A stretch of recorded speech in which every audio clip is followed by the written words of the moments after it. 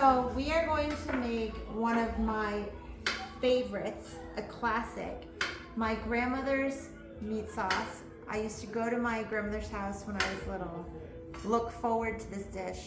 Now I get to make it for my kids. And I remember as my grandmother was getting older and I would drive her actually to chemo treatments, we would talk about this dish and how she learned it. And she actually grew up very, very aristocratic, wealthy in Beijing. And she was born in 1927. And because she was the daughter of a wealthy family, she wasn't actually allowed in the kitchen. And she said, I wasn't allowed in the kitchen, but the one thing I really wanted to learn was the Beijing Meat Sauce, which is the Chinese version of bolognese. It was her favorite, and so she snuck into the kitchen to learn it from the chefs. And she kind of fine-tuned it to her liking over the years, made it for me, and now I make it for my kids. And I think it's so delicious the way we make it at the restaurant, but I try to make it a little bit different at home with turkey instead of pork. It doesn't have as much fat as pork, but it's a nice alternative. It's also really good to have it in the freezer. When I make this sauce, I actually put it in Ziploc bags, like portions for 2 kids, in Ziploc bags. I push it down so it's flat. I Ziploc it and I put it in the freezer. So every time I want to cook them the sauce, I take out a bag, I put it in the hot water, make the noodles, and mix the sauce with it. So it's a really quick and easy, self-made frozen meal. Kids are eating tofu and turkey, and it's good for them to have some protein too. And if you don't want to eat the carbs, you can eat it with broccoli. I like to eat it over wilted kale or quinoa. So the first thing we do, just like any Italian meat sauce, is we're gonna chop the onion. Oh my God, this onion's bad. It smells disgusting. Oh, it smells so bad. We are back. We're gonna hopefully cut a better onion. How's it looking? All right, this looks safe. Yeah, the other one was really.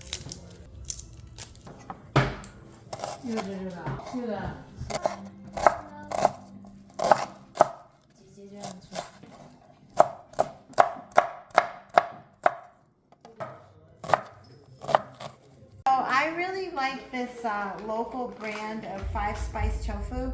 This is basically firm tofu that's been cooked with spices and herbs and soy sauce.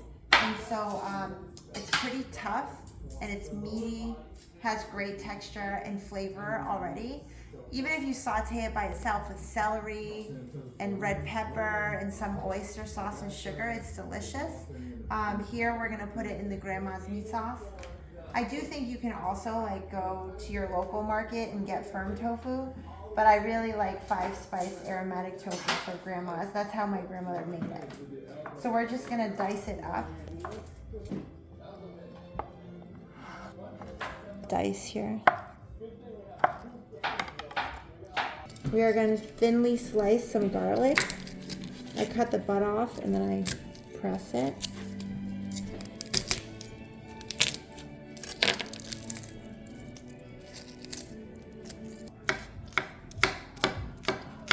Aside.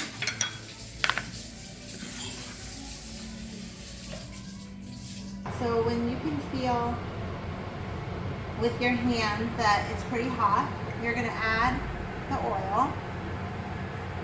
The recipe calls for about like 4 or 5 tablespoons of oil. And we're going to saute the garlic first.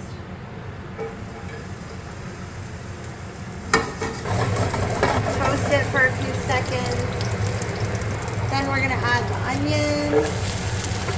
And we're gonna cook that for about 8 minutes until it's soft, just like Italian meat sauce.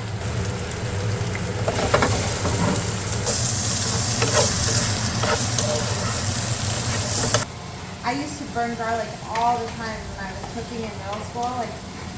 I remember when my dad was like, okay, a lot of people ask, oh, when was the first time you cooked? My dad would ask me to cook dinner on Sunday nights for the family. Mm-hmm. And so I would cook spaghetti with like Barilla or like Ragu brand tomato sauce. Yeah. And when I started feeling like that got boring, I started researching how to cook more interesting things. So I would amp up the Ragu sauce by doing like garlic and onion and basil. And then I would burn my garlic every time because I was like looking for that sizzle, like that sound, and I thought it was cool, but my garlic would burn. And then I realized that like you're not trying to get a sizzle from garlic, but other things, you know. Yeah. You said this is what, middle school? 7th grade, I was cooking. I'm 26 and I'm still burning my garlic, so.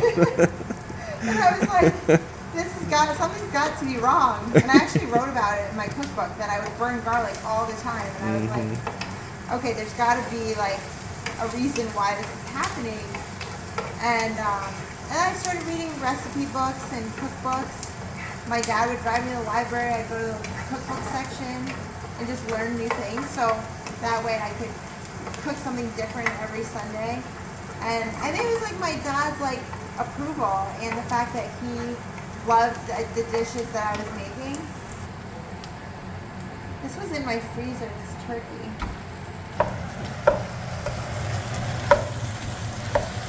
So usually this is made with ground pork, which is like fatty and delicious.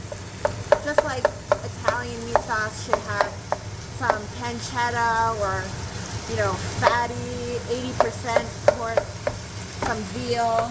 But this is just turkey, so it'll be super healthy. So we'll see how it goes. But this is super lean, no fat. Maybe that's why you should add a little extra canola oil at the beginning if you're doing this the same way. Like, you always need a little bit of fat for it to taste good.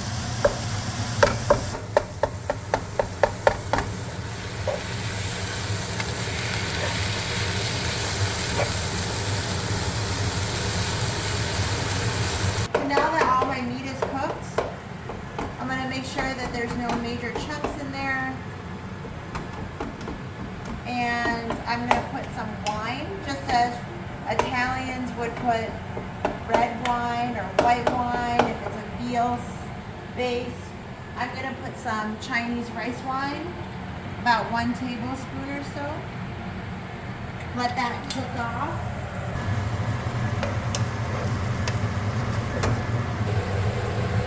About 1 cup of hoisin. 2 tablespoons of bean paste. And 1/4 cup of water. We're gonna let this simmer for about 4 or 5 minutes. And then I'm going to add tofu, and then it's done. So easy. The 5-spice tofu.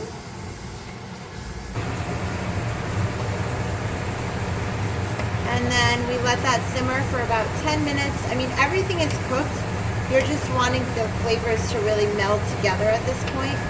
So you just put it on a low heat and then just lightly cover it. And it's done.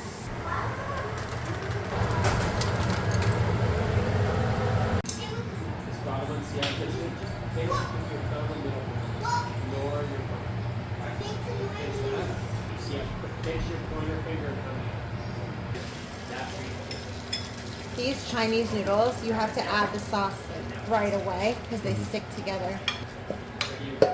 I actually like to mix it in.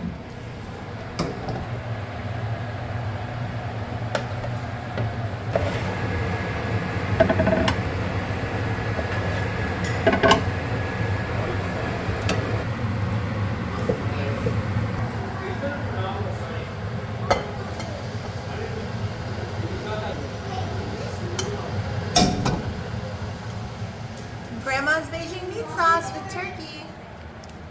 Here, you guys have some noodles.